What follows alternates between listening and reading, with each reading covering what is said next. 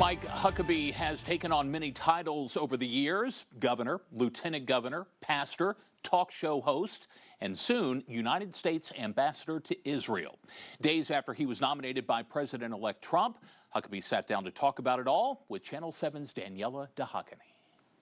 Starting off with the new news, you are appointed ambassador to Israel. What unique experiences or perspectives would you bring to this position?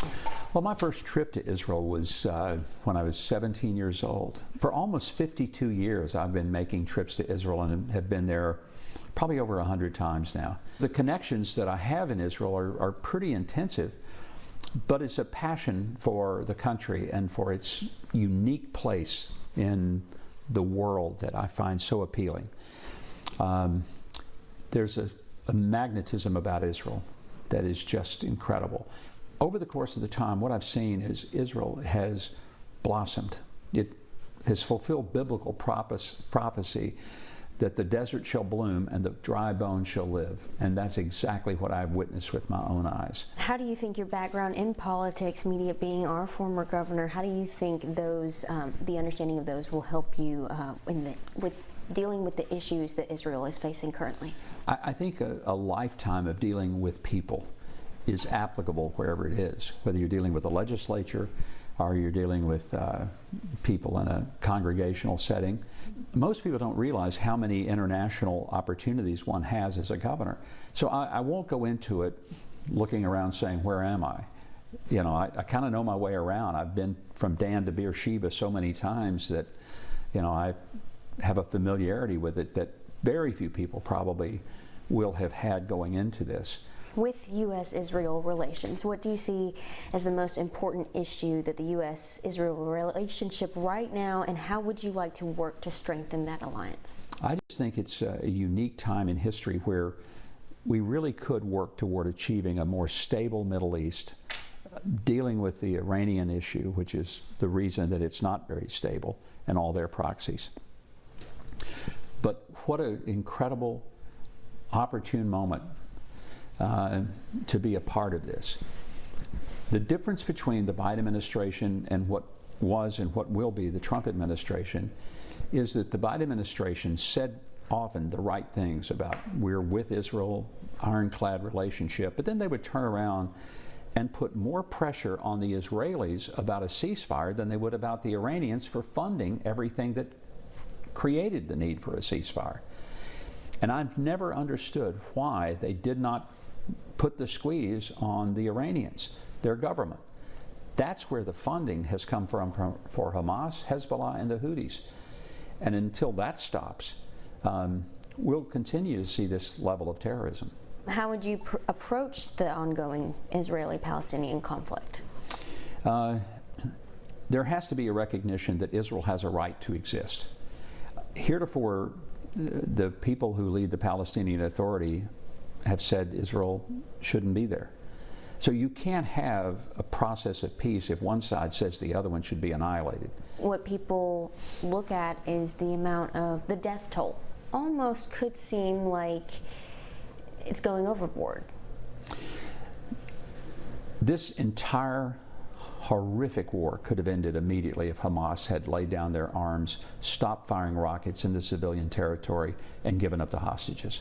None of those things they've done. They have not yet been willing to do anything in good faith. The humanitarian supplies that have been sent there, billions of dollars worth, they've stolen, and they didn't give it to the people. They kept it for themselves. And Hamas is, by our own State Department definition, a terrorist organization. They're not a legitimate government, yet they govern Gaza.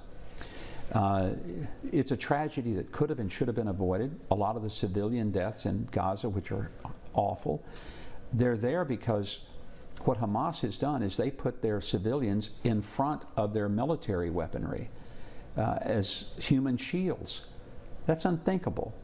Okay, and how do you see yourself navigating the alliances here? As an ambassador doesn't get to have his own policy, he has the policy of the president. As I look at the policies that President Trump had in place for the first 4 years, the reason that he was successful and there was relative peace in the Middle East was because he put maximum pressure on Iran. And that's really the most important single thing that has to happen. They're the ones who have funded Hamas, Hezbollah, the Houthis. The proxies of the Iranian government, that's where the problem starts. What would success look like in these 4 years for you? I would love to see a time when Israel and their families could go to bed at night not expecting to be awakened several times during the night and having to rush their kids within 15 seconds to a shelter and to a bunker. It would be great that prosperity would begin to happen not only for the Jewish people of Israel, but for the Arab and Muslim people of Israel.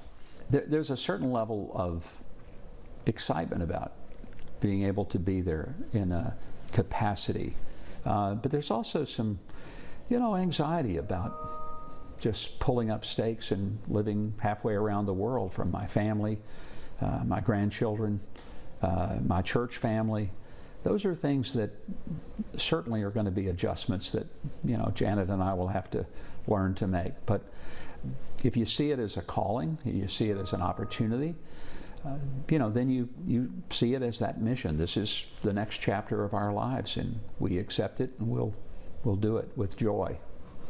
Well, I'm so grateful for the people of Arkansas that have given me an extraordinary privilege of serving as a governor, and then even in the life after my term as governor, to still be a part of the fabric of the state, to watch it grow, to see that from a kid that grew up in a rent house on 2nd Street in Hope, Arkansas.